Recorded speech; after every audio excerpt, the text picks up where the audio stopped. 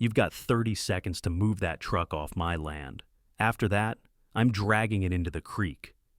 That's the first thing my grandfather said to the two fake HOA enforcers parked on our property, white truck shining like authority, clipboards flapping like they meant something. He didn't shout, he didn't threaten, he didn't need to, and exactly 31 seconds later, that truck was nose first in the creek, soaked in mud and stripped of every ounce of false authority it rode in on. They thought a magnetic decal and a clipboard would be enough to push us. What they got was a tow chain, a camera, and a man who knows exactly where his fence line begins and where respect ends.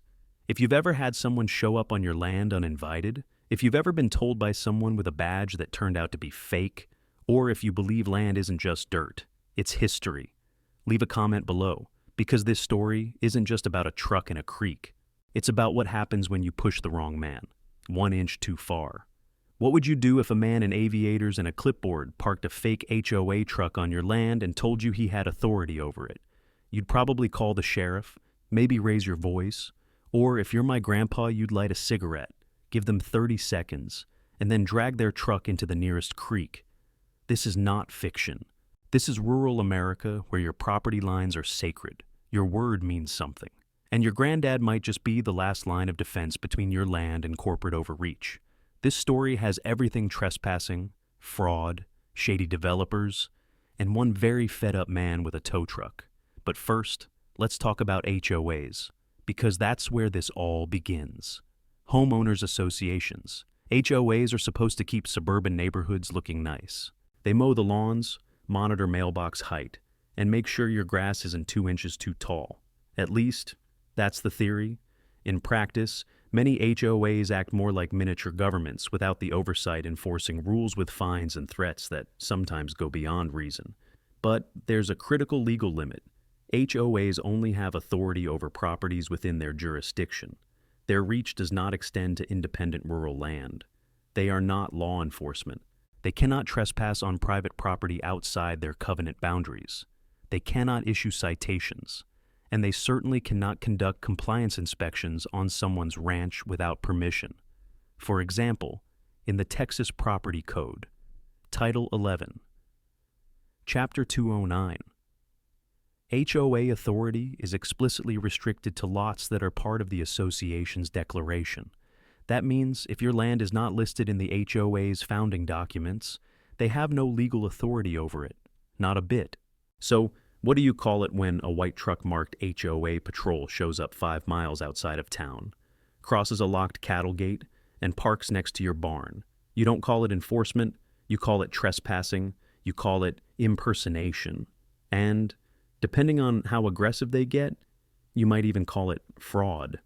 In legal terms, this kind of action falls under what's known as the color of law. That's when someone pretends to have legal authority they don't actually possess. Under many state laws, impersonating an official or acting under false authority is a criminal offense. For instance, in California, Penal Code Section 146 impersonating a public officer is prosecutable, with penalties that escalate depending on intent and consequences. And that's where our story begins. Out here, Grandpa doesn't take kindly to trespassers, especially the clipboard-wielding kind. His ranch isn't just land, it's legacy. Dirt that's been worked for generations. Water rights that go back decades before the county started issuing permits. It's land with history and it remembers. So, when that shiny white HOA truck rolled in, looking like it had no business being this far from the suburbs, Grandpa didn't panic. He lit a cigarette, rolled up his sleeves, and did what needed doing. What followed wasn't just a towing incident. It was a full-blown unraveling of a fraudulent development scheme.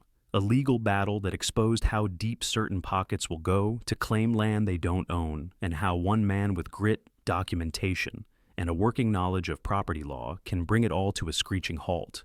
This story will take you through every moment from the first illegal parking job to the discovery of unauthorized survey stakes, from phony permits to forged expansion maps, from shady backroom deals to the courtroom-worthy aftermath.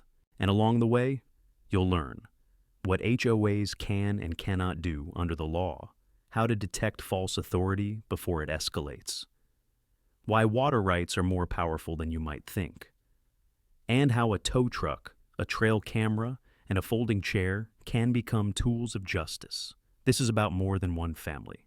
This is about rural property owners everywhere, the people who live far from city permits, who don't always make noise, but who never forget how to fight when someone threatens what's theirs. So, settle in. What you're about to hear isn't just a confrontation. It's a reminder fences don't just mark land, they mark respect. And this one was built out of principle. The first words out of Grandpa's mouth still echo. You boys got 30 seconds. And that's all they got. It started like any other morning on the ranch, the kind where the cicadas drone like background static. The barn cats already caused 2 minor disasters, and Grandpa's radio is blasting Merle Haggard through the barn window, like a challenge to nature itself. I was helping patch some fencing near the south pasture when I saw it, a dust trail on the ridge road.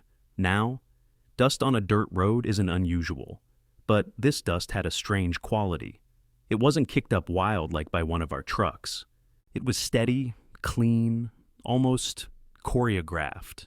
And when the vehicle rounded the curve, we both stopped what we were doing.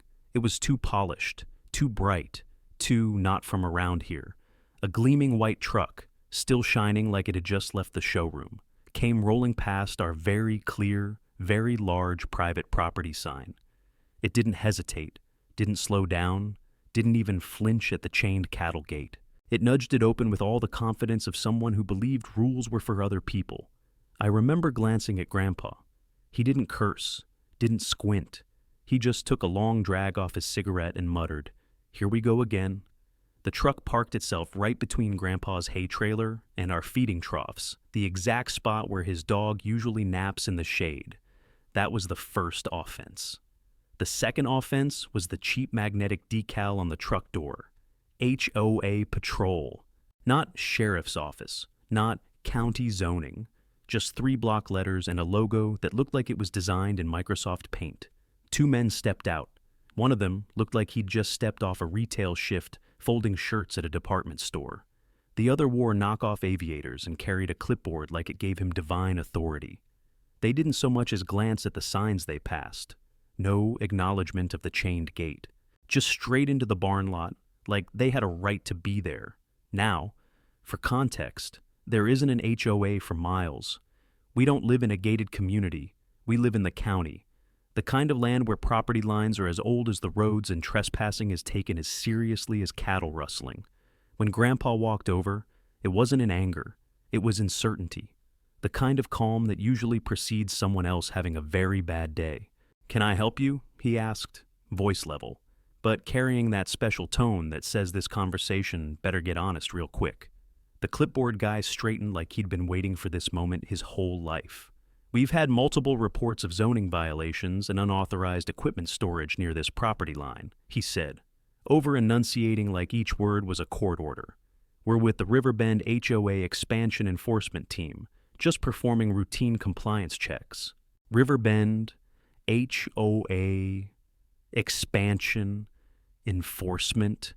It was like someone had spun a wheel labeled bureaucratic buzzwords and read off whatever came up. Grandpa didn't respond. He just took a few steps back toward the barn, stopped, and pointed his thumb toward the old tow truck parked beside the fence. "You've got 30 seconds, he said flatly. "After that, it's going swimming. Now." There are moments in a man's life when he should listen to the tremor in another man's voice. This was one of those moments, but clipboard guy didn't budge. The younger one, clearly out of his depth, gave a nervous laugh, like this was all a bit of fun. "Sir, you're required to cooperate under regional ordinances," clipboard guy said. Grandpa wasn't listening anymore. He was already in the cab of the truck, and by some miracle, that old diesel engine fired up on the first turn.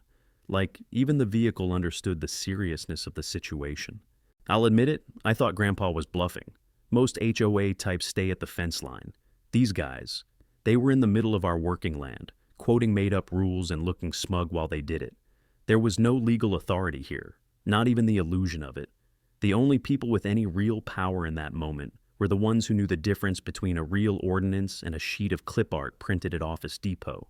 That's when Grandpa climbed down, pulled a heavy chain off the rack, and started hooking it to the rear axle of the white truck like he was hauling firewood. That's when Clipboard Guy finally panicked. "You can't do this. This is impoundable offense. This is a lawsuit waiting to happen." Grandpa didn't say a word. The chain clicked into place, and he tapped the gas. The truck lunged backward. Clipboard Guy stumbled. The younger one yelped and ran after it like he could stop physics with a lanyard and a clipboard. What followed wasn't elegant. It wasn't graceful. It was just as rusty, loud, and full of righteous noise. The HOA truck was yanked through the barn lot, over gravel, past the pasture gate, and straight down the muddy slope toward the creek. The spring rain had softened the ground just enough to make it perfect for a ceremonial cleansing. Grandpa hit the brakes long enough to let the truck swing, then dropped the chain. The white truck, now completely at gravity's mercy, slid nose first into the bank, water splashing, mud flying, and the decal peeling off like it was ashamed to still be attached. Clipboard Guy stood there like a man who had just seen his career and his car baptized. "You tow it out yourself," Grandpa said, climbing out of the cab, lighting another cigarette. "But next time, bring a real badge."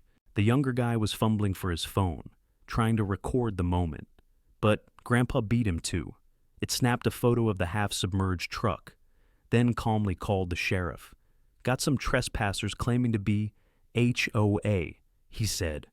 "Want to come check their paperwork before I toss the clipboard into the creek." And that was only the beginning. 15 minutes later, a county deputy rolled up our drive, window down, radio squawking, eyes already weary. He didn't even have to ask what had happened. One look at the truck in the creek and the Clipboard Guy standing there soggy, mud up to his knees, told him all he needed to know. "Let me guess," the deputy said as he stepped out, hands on his belt. "Didn't read the sign, didn't read much of anything," Grandpa replied, offering him a towel dipped in the horse trough. What followed was part investigation, part comedy.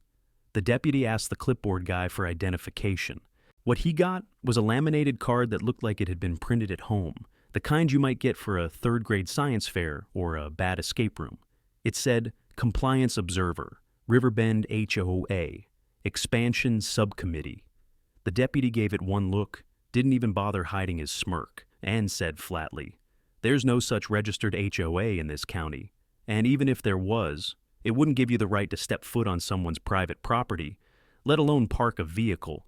The clipboard man stammered something about scouting future boundaries, citing regional expansion language and zoning compliance in anticipation of urban conversion, which is a fancy way of saying, we thought no one would notice if we just helped ourselves. Now, here's the thing about rural property law. It's not vague. It's precise. And out here, creek access, mineral rights, and fencing boundaries aren't just theoretical. They're part of the deed, literally. Grandpa knew this. That's why, when the deputy started piecing it together, Grandpa walked over to the fake patrol truck, popped the back, and pulled out the clipboard still inside, along with some folders and a map. That map changed everything. There, in red marker, was a circle drawn around our property. Notes scrawled in the margins referenced water access, zoning disputes, and the phrase non-compliant acreage. There was even a dotted line connecting our creek to a proposed development zone on the far side of the hill. "This isn't a compliance check," the deputy muttered. "This is a development schematic. Figured as much when they parked on my hay," Grandpa said. He handed the deputy the map. The deputy called it in, requesting a zoning investigator and backup. He also gave Clipboard Guy a look that could strip paint. It was becoming clear this wasn't an isolated incident. It was part of a larger effort to claim or pressure access to land by dressing up private development as official enforcement. The fake HOA decals, the generic uniforms, the vague threats, it was all a performance meant to intimidate. And it might have worked, somewhere else, with someone else, but not here. The deputy began inspecting the decals on the truck, noting their generic font and placement. He took photos of the missing license plates and asked if they'd driven the vehicle there themselves. They had. "Do you have any written permission from the landowner to be here?" he asked. Clipboard Guy paused. "We were told the access was assumed due to upcoming compliance revisions." That's not a sentence. That's a dodge. Meanwhile, the younger guy, clearly realizing just how far over his head he was, started pacing near the fence, whispering into his phone. Grandpa didn't intervene. He just stood back with arms folded, cigarette burning low, watching it all unfold like a man who already knew how the ending would go. Eventually, the deputy found something in the clipboard, another folder, with paperwork listing proposed pipeline access, annotated creek usage, and most damning of all, the name Davidson Water and Land Solutions. That name rang a bell. Frank Davidson, the man who'd been pushing for rezoning in this part of the county. The man who once stood up at a town meeting and declared that large ranch properties are inefficient land usage models. The man Grandpa once called the kind of idiot who tries to sell gravel back to the quarry. Turns out, Frank wasn't just a nuisance. He was behind this little land grab operation. And he'd sent these two poor souls, clipboard man and summer intern, to test the waters. Literally. The deputy looked at Grandpa. "You want to press charges?" Grandpa shrugged. "I want 'em off my land, and I want whoever's behind them to know this isn't happening quietly." The deputy nodded. "I'll file the report, and I'll call the county attorney." Within the hour, a real tow truck had been dispatched to fish the HOA vehicle out of the creek. Grandpa refused to help. He just stood by the pasture, dog at his feet, watching like a man guarding sacred ground. And in a way, he was, because this wasn't about a truck anymore.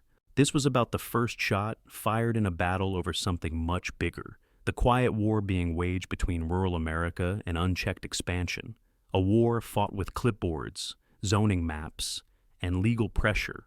But here, in this pasture, with the creek running cold and the mud thick with tread marks, it was clear who won the first round. As the sun dipped low and the deputy wrapped up his report, clipboard guy sat slumped by the fence, socks soaked, pride dismantled. The younger one, the intern, the nephew, the pawn, just stared at the ground. Before we went inside, Grandpa walked over, placed a cold soda on the fence post next to the intern, and said, "Get yourself a better summer job." Then he turned, looked back at the creek, and lit another cigarette. The first warning had been issued, and it came in the form of wet chrome and drowned arrogance. But no one, not even Grandpa, knew just how deep this scam really went. There's something sacred about silence on a ranch. It's not the absence of noise. It's the presence of space, the space between things that matter, between the cicadas buzzing and the crunch of boots on gravel, between the last drag of a cigarette and the words that follow. And in that silence, Grandpa moved. He didn't yell. He didn't argue. He didn't quote ordinances or debate definitions of trespassing. He just stared at the clipboard man like a man sizing up a bad fence post, knowing full well it was going to break, and deciding he was done propping it up. Slowly, like time itself was folding around him. He turned away. That should have been their first warning. Grandpa's boots struck the barnyard gravel with the deliberate rhythm of a man who's about to do something irreversible. The radio in the barn crackled out the last chorus of a country song, but nobody was listening anymore. All eyes were on him, on the quiet but broad-shouldered figure walking toward the rusted tow truck, parked by the gate like it had been waiting for this exact moment. The clipboard guy shouted after him, "Sir, I must inform you, this is a violation of multiple statutes. This is destruction of private." Grandpa opened the driver's door. The sound was like a gunshot in church. The hinges screamed not from disuse, but anticipation. He reached in and grabbed the ignition key from behind the sun visor, still attached to a keychain that read, "Remove before flight." He didn't hesitate. The diesel engine sputtered, groaned, then roared to life like a dragon waking from a long nap. Grandpa sat there, one hand on the wheel, the other resting on the gear shift, staring straight ahead. The clipboard man stepped back, visibly flustered now. The intern started saying something about miscommunication and, "I think we should leave," but the sound was drowned out by the rising growl of the engine. Grandpa climbed back out and walked to the rear of the tow truck. He swung open the rusted toolbox mounted on the side panel and pulled out the tow chain, 50 pounds of cold steel that had seen more use than most of the vehicles it dragged. He let it uncoil onto the ground with a clank that echoed across the pasture. Dust rose from the chain like smoke from a forge. That's when the clipboard guy finally realized this wasn't a negotiation. "This is going to cost you everything," he shouted, stepping toward Grandpa. "Do you even understand the liability you're opening yourself up to? This is criminal." Grandpa didn't break stride. He walked straight past him, chain over one shoulder, boots heavy and confident like a man walking through a courtroom he'd already won. He crouched at the back of the HOA truck. His hands moved fast, expert, no fumbling, no checking twice. Loop through the axle, double twist, pull tight. The hook snapped into place with a sound that seemed to punctuate the clipboard man's last breath of confidence. The intern just stood there, frozen. Grandpa stood and dusted his palms off on his jeans. For a moment, he looked at the truck like a man surveying a target. No anger, just certainty. Then he muttered, almost to himself, "Time to clean house." He walked back to the tow truck, stepped into the cab, and grabbed the gear lever. The engine revved, the truck lurched forward, the chain went taut, and the white HOA truck jolted. At first, just an inch, then 2. Then the full force of a seasoned tow rig grabbed it by the frame and ripped it out of its parking spot like a predator dragging prey out of tall grass. Tires skidded. The fake patrol truck's wheels locked, but it was no use. It was dead weight now, a glorified paperweight with no power, no permission, and no pity. The clipboard man started running after it. "Stop, stop right now. This is a felony, you're done." "You're" his voice disappeared in the roar of diesel and the rattling of metal links over gravel. The intern tried to pull out his phone to film, but his hands were shaking too hard to aim the camera. He just held it up blindly as Grandpa's truck dragged the gleaming white intruder across the barn lot, past the trough, past the dog's favorite napping spot, past the very private property sign they had ignored just 10 minutes earlier, toward the slope, toward the creek, and Grandpa never once looked back. The slope down to the creek isn't dramatic at first glance. A gentle roll of pasture, softened by spring rain, shaded by cottonwoods and flanked by years of careful fencing. But that slope is deceptive slick, subtle, and merciless when tested. Grandpa knew that. He'd driven that line 1,000 times, which is why, just before the real drop began, he shifted into neutral, tapped the brakes once, and let the tension in the chain do the rest. The HOA truck didn't resist. It couldn't. It slid forward, helplessly. Front wheels turned slightly as if begging to change course. But the mud had no sympathy. It grabbed the tires, pulled hard, and claimed the truck in a single, glorious moment. The front bumper struck the bank of the creek with a low crunch, and then, as if to complete the ceremony, the whole nose dipped and disappeared beneath the surface. Water surged up over the hood. Mud slapped against the doors. The once white paint job now looked like it had lost a bar fight with the earth itself. The decal, that cheap magnetic HOA patrol sticker, peeled off in slow, dramatic surrender, curling at the corners before sliding free and drifting across the surface of the creek like a dead leaf. Grandpa stepped out of the tow truck at the top of the hill. He didn't pose. He didn't gloat. He simply lit another cigarette, leaned against the side mirror, and stared down at the scene like a man who'd just cleaned his front porch. The clipboard guy was frozen, socks soaked, khakis stained, his mouth opening and closing like a fish yanked from water. His sunglasses were gone. His clipboard had fallen somewhere near the cattle fence and now lay half crushed under the tow truck's tire. The intern sat down hard in the grass, not injured, just finished.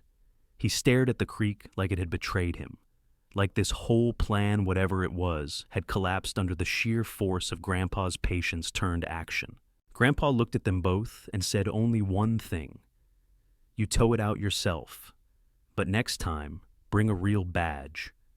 Silence followed, not a quiet silence, a charged one, the kind that swells in your ears and makes your spine tighten.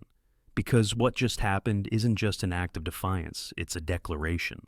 I remember it vividly, the light cutting through the trees, steam rising from the hood of the half-drowned truck, and Grandpa standing above it all like the sheriff, the judge, and the jury, all rolled into one stubborn, cigarette-smoking silhouette.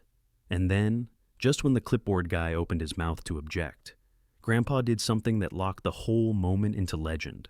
He took out his phone, a flip phone, cracked screen, and all pointed it at the truck, took a picture, and calmly said into the receiver, "Got some trespassers out here pretending to be HOA. Want to come check their paperwork before I throw this clipboard in the water, too." He ended the call, then walked back toward the barn like nothing had happened. The intern finally spoke. "We're gonna get sued," he whispered, almost to himself. Clipboard guy said nothing. He just stood there, arms limp, wet, defeated, staring at the creek like he'd seen a ghost. Maybe he had. Maybe what he saw was the death of whatever illusion he'd walked onto that ranch, with the illusion that fake decals and legal buzzwords would be enough to shake him on like Grandpa. They weren't. 15 minutes later, a sheriff's cruiser pulled up the drive, no lights, no rush. Just the slow roll of someone who already knew what they were walking into. Deputy Keller stepped out, saw the white truck sticking out of the creek like a monument to poor decisions, and just sighed. He didn't yell, he didn't frown. He just looked at Grandpa and said, "Didn't read the sign." Grandpa shrugged, didn't read much of anything. The deputy chuckled, walked over to clipboard guy who was now trying to straighten his badge again, and asked for identification. What he got was a laminated card so wrinkled and misprinted that even the intern flinched in embarrassment. Keller didn't even touch it. He just leaned in, looked clipboard man dead in the eye, and said, "You do realize impersonating an enforcement agent is a felony in this state, right?" Clipboard guy stammered.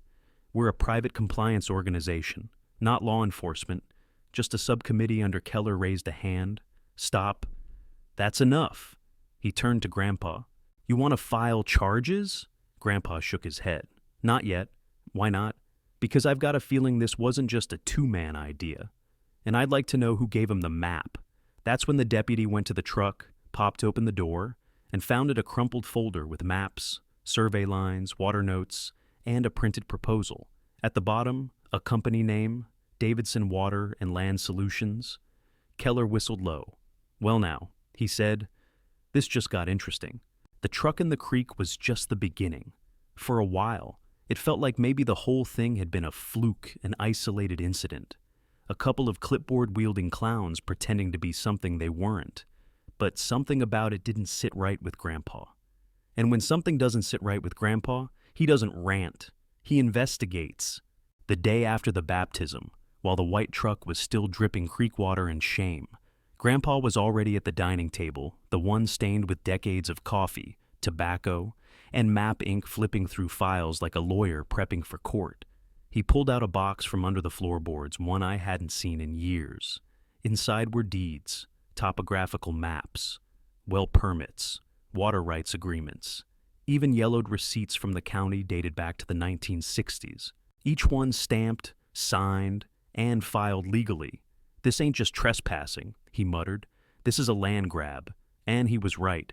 Among the papers recovered from the fake HOA truck, there was one document that changed everything: a folded development schematic, printed in high resolution, marked Phase 1, Riverbend Greenway Expansion. At first glance, it looked official. On closer inspection, it was an unfiled private proposal, littered with annotations, arrows, and red circled parcels of land, including ours.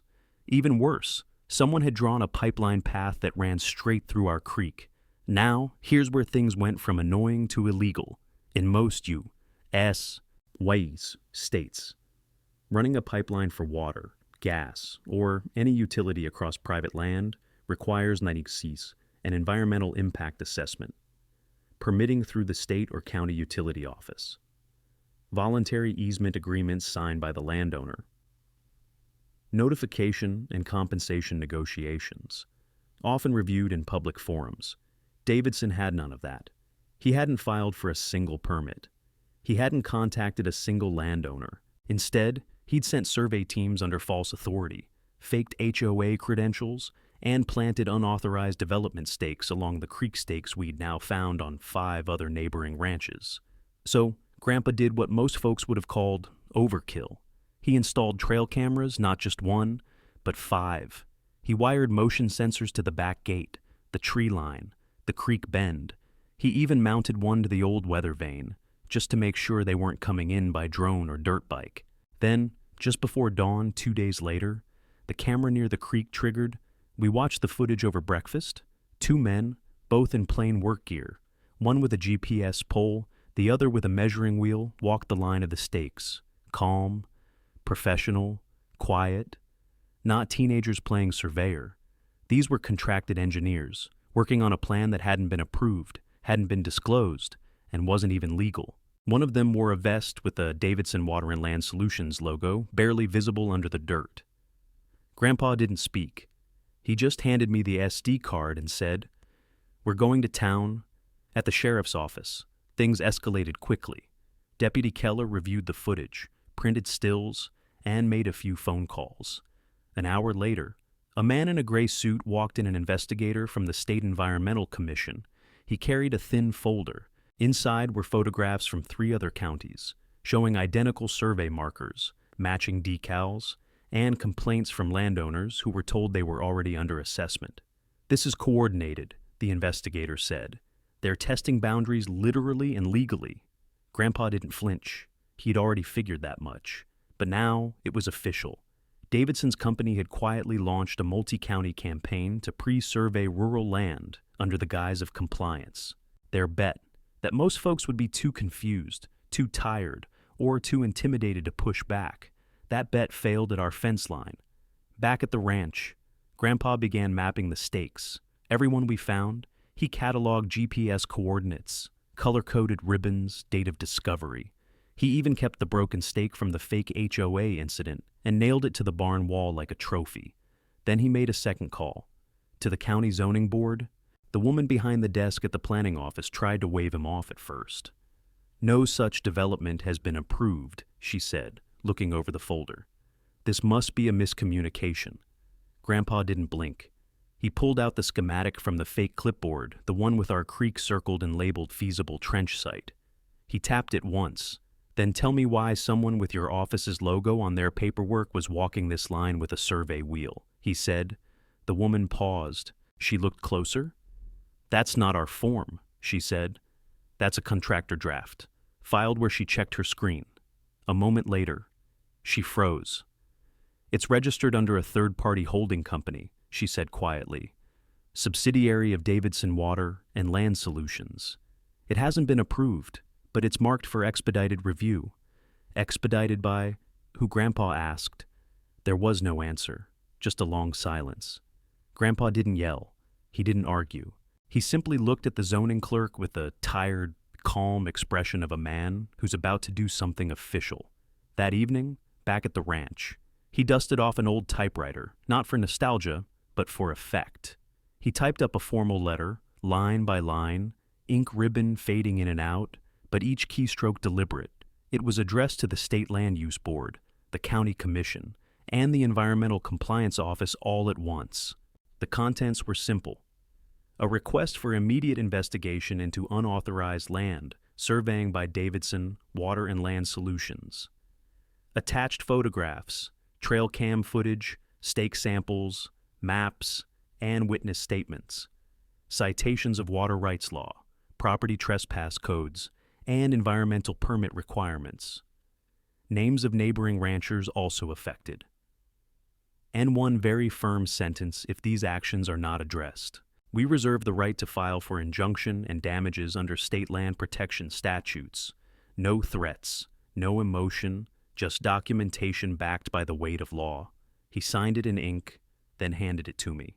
"Post office by 9, he said. "Priority." The letter was just the first shot. By the end of the week, we weren't the only ones who'd noticed the stakes. A ranch 5 miles west called the sheriff's office after finding a line of neon orange tape tied to their cottonwood trees. Another neighbor discovered a GPS-marked post next to his irrigation pump. And an elderly widow up the ridge who hadn't had a visitor in months reported 2 men in polo shirts knocking on her back door, asking to inspect runoff potential. Grandpa made more copies of the letter.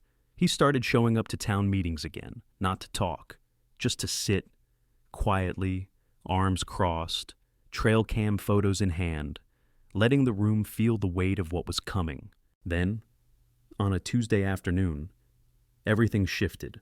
A reporter showed up at our gate. Young, curious, not local. She'd heard about the rancher who threw a fake HOA into the creek and wanted the whole story. Grandpa didn't talk to her at first.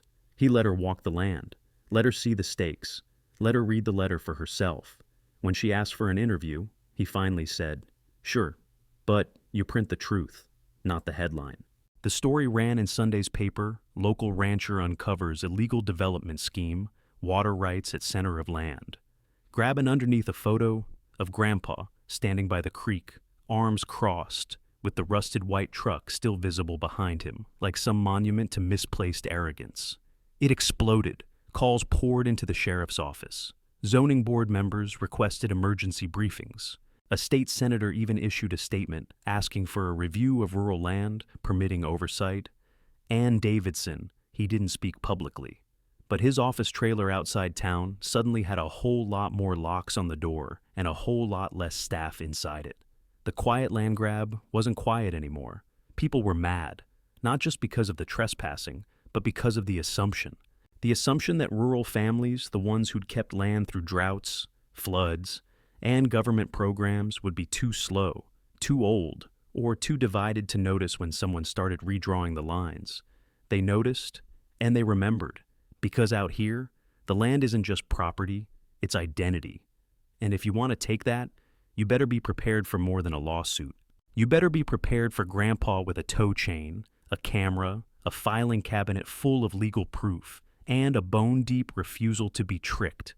By the time the State Environmental Division issued a formal investigation into Davidson's company, Grandpa didn't even blink. He just sat on the porch, arms crossed, and said, "Took 'em long enough," and down by the creek, the truck still sat, still half submerged, still rusting. A quiet warning, painted not with words but with memory. And mud. When the state gets involved, everything slows down at first.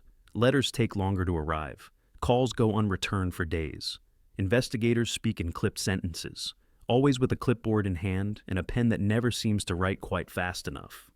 But Grandpa knew the pace of bureaucracy.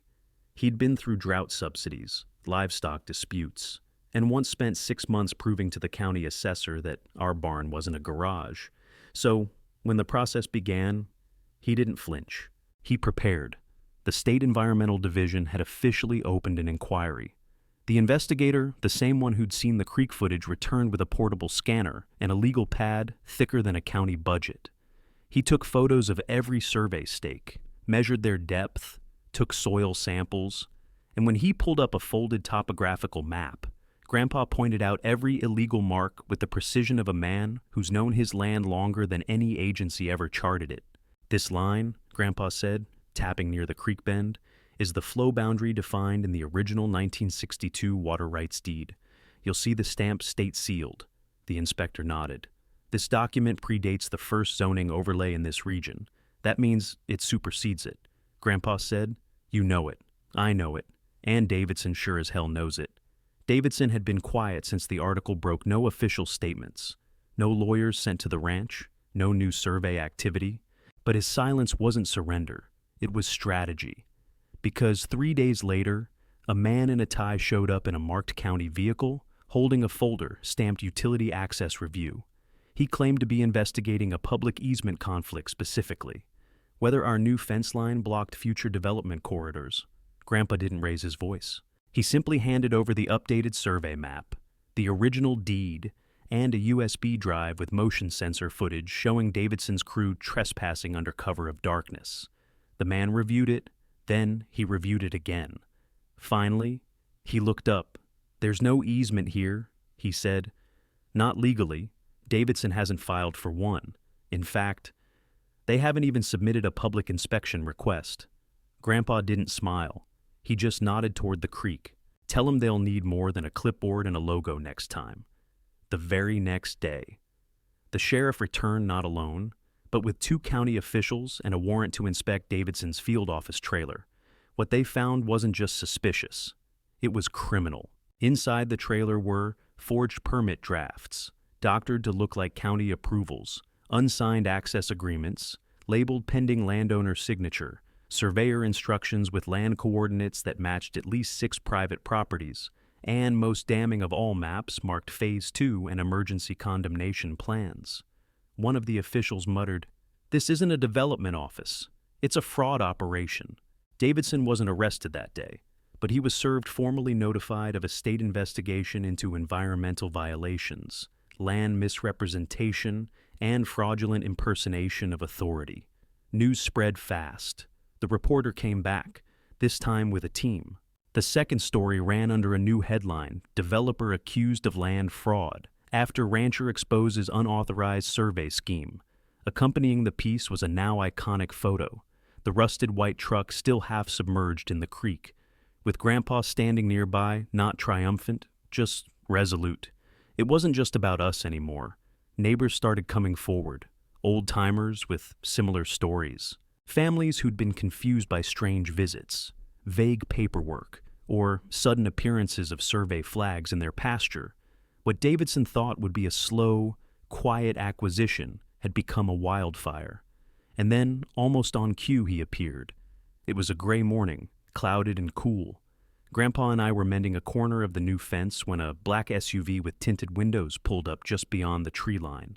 The logo on the door, Davidson Water and Land Solutions.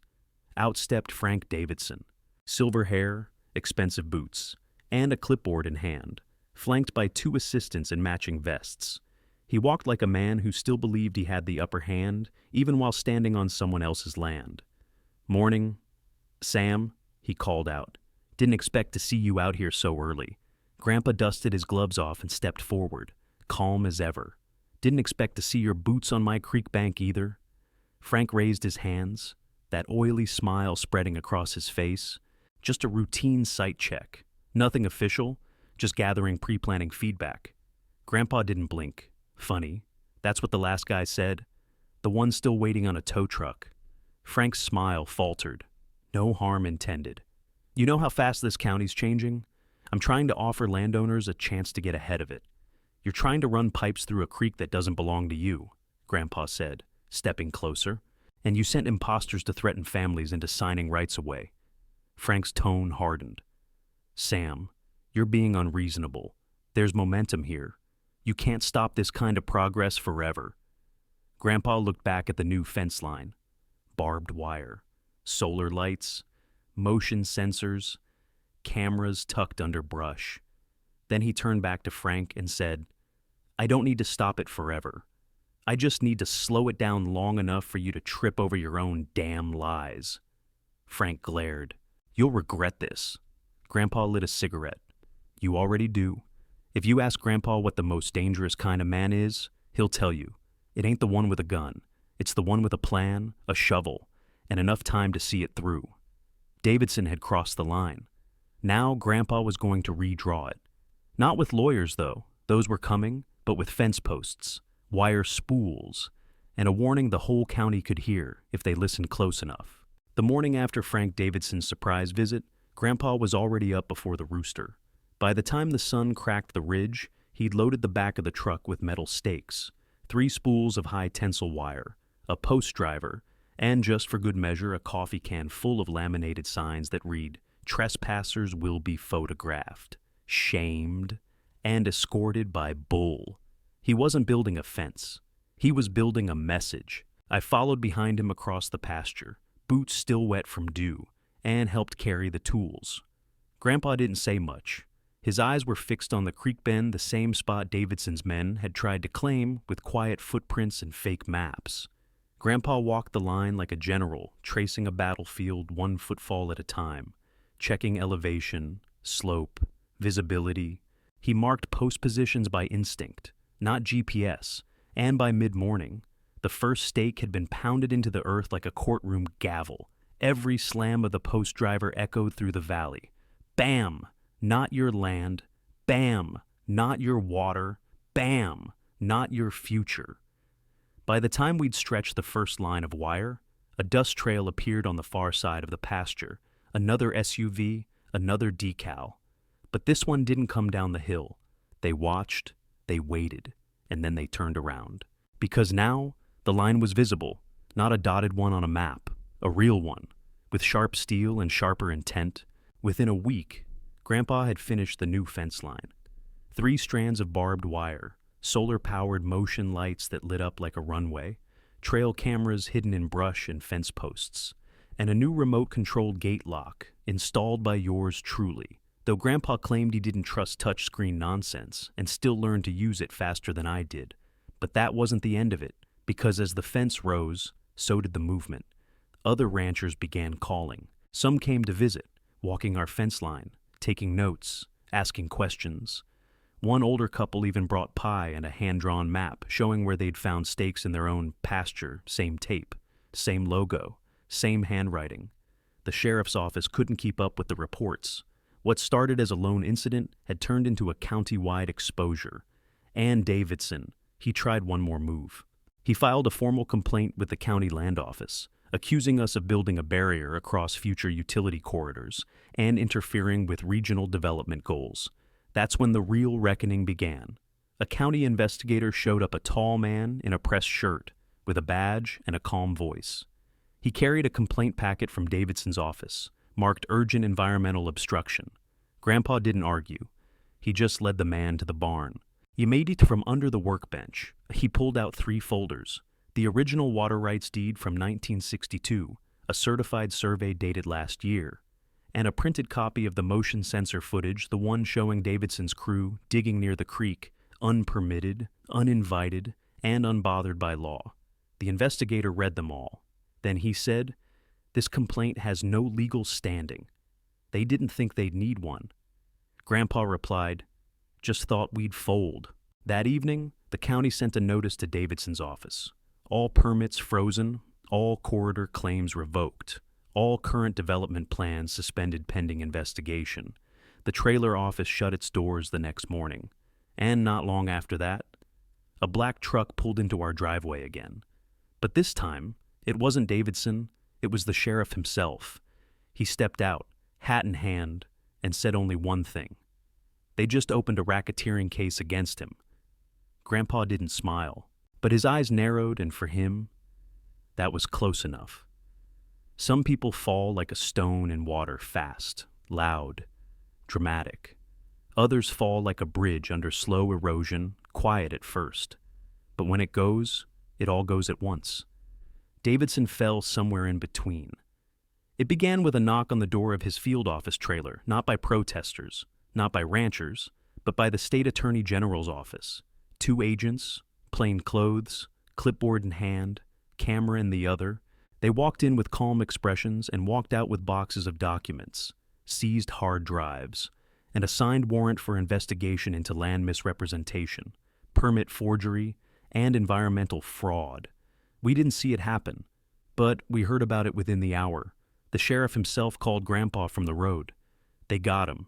He said, not in cuffs yet, but he's not walking away clean. Grandpa didn't say much. He was out by the creek, sipping black coffee and adjusting a loose wire on the new fence line. But I saw the way his shoulders settled a little deeper, not in relief, but in resolution. This wasn't just a win. It was a reckoning. By the end of the week, the headlines were impossible to miss. Land developer, accused of multi-county survey, scam rural families. Targeted in HOA impersonation, plot Creekside. Justice rancher who towed HOA truck uncovers land scheme. That last one went viral. The photo showed Grandpa at the creek bank, arms crossed, with the rusted-out truck still visible behind him, a perfect snapshot of grit, defiance, and consequence. Reporters started showing up more often, not just local ones, but state level. One from a national outlet asked if Grandpa wanted to make a public statement. He declined. I said what needed saying when I dropped that truck in the water. He told them, words ain't heavier than action. But he agreed to one final interview, short, quiet, and sitting right on the porch. He told the story straight. No embellishments, no drama. He talked about land, how it remembers who walks it. About respect, how you don't earn it with logos and clipboards. And about legacy, how it's not something you inherit. It's something you protect. The article ran under the headline, Sheriff Without a Badge. How one rancher stopped a land grab with a tow chain and a paper trail. The nickname stuck. Grandpa hated it, but not enough to stop wearing his old rodeo belt again, the one with the silver buckle shaped like Texas. tarnished by time, but still shining in the light. Meanwhile, Davidson's empire cracked open like an egg on hot asphalt. The county commission voided all outstanding permit requests tied to his company.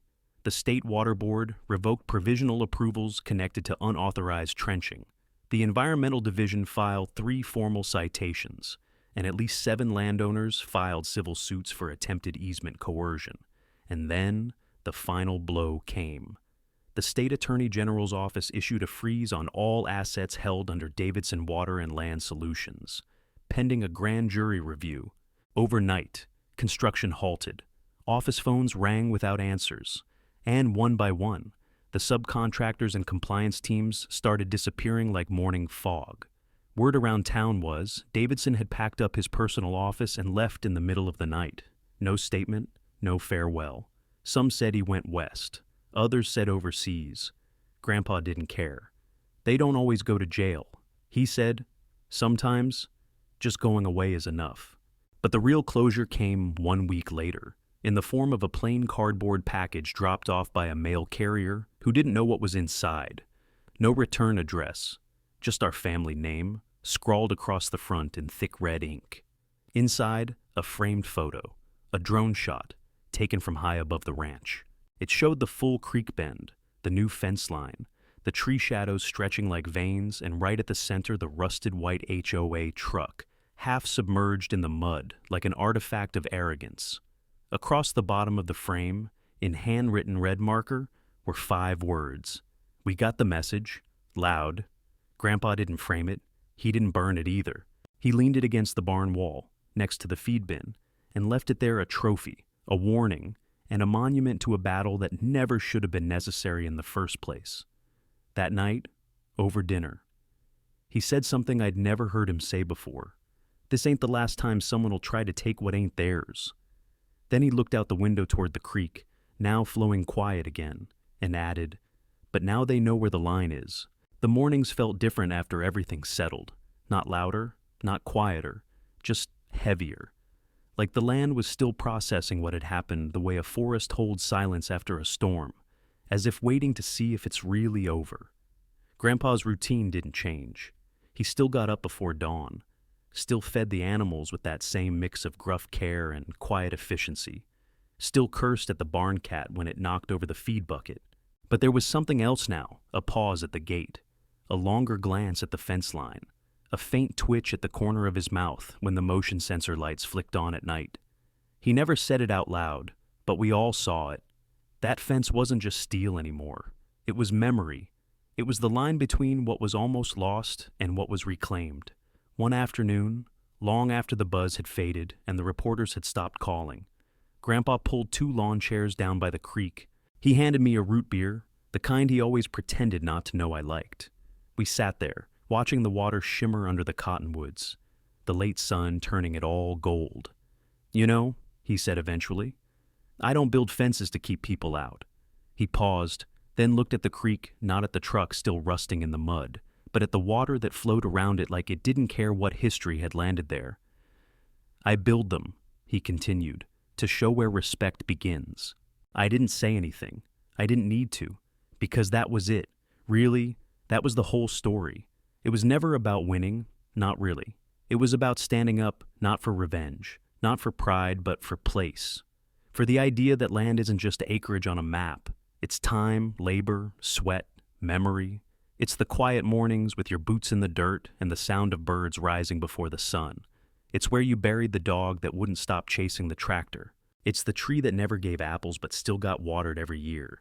It's the creek where the kids fish, and where one time, just once, a lie ended up face down in the mud, and it remembers. That's what Grandpa always believed. That land remembers who walks it, who cares for it, and who tries to take it. And sometimes, when the law is slow and the system forgets, the land chooses its own sheriff. Weeks passed. The truck stayed in the creek not out of laziness, but principle. Grandpa said pulling it out would mean forgetting what it stood for, so we left it. And after a while, it just became part of the scenery. The birds nested in it, moss crept over the wheels, and every now and then, someone would stop by and ask if the story was true. We never answered directly. We didn't have to. One morning, while repairing a stretch of wire at the far fence line, Grandpa's phone buzzed. The new trail cam app, the one he pretended not to trust, but checked every night before bed. He opened it, squinted at the live feed, then held the screen out to me. Two men standing just at the edge of the creek, not trespassing, just watching. No clipboard, no decals, no SUV. But Grandpa didn't wait. He walked to the barn, pulled on his heavier boots, and grabbed the old tow chain. He didn't say he'd use it. He didn't have to. The message had already been sent. And some fences, once built, never come down because they don't just mark territory. They mark remembrance. They mark resistance. And sometimes, they mark the exact place where someone learned you can't take what isn't yours. That's what happens when fake authority meets real boundaries. This wasn't about a fence. It wasn't even about a truck. It was about the kind of man who doesn't flinch when someone starts throwing around words like compliance or ordinance because he knows the law, and he knows his land better than they ever will. So, if someone shows up on your property flashing a decal and quoting rules that don't apply, ask them one question, got paperwork, and if they don't, you know what to do. This has been another case from the HOA Karen Files. If you've got a story of your own, drop it in the comments. Like the video, and subscribe for more stories where entitlement meets consequences. Because around here, we don't just file complaints, we document karma.